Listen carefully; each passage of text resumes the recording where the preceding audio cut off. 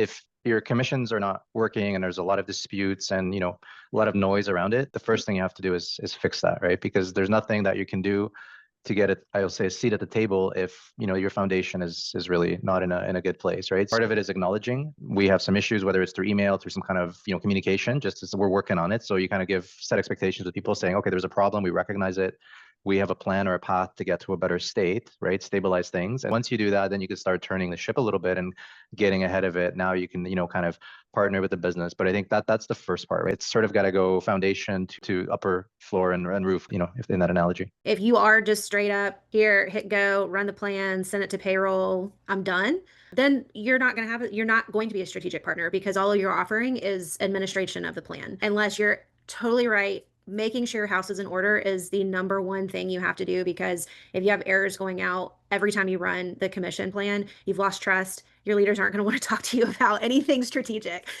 because they're hearing noise, right? And so, unfortunately, sales comp is a kind of a thankless job where you only hear anything if something's going wrong. But I think it is really important to establish those relationships and have a perspective, come with a perspective, be strong, be convicted, do your analysis, tell the story. Like all of these things we're talking about puts you in a different caliber.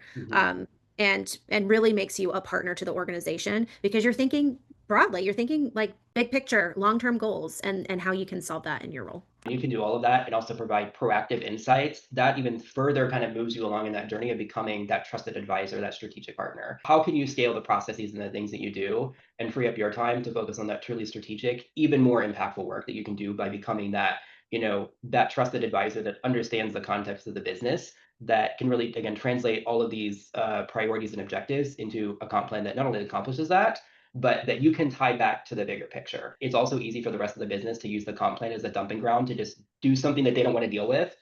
Be defenders of that and help tie things back to what that total package is, right?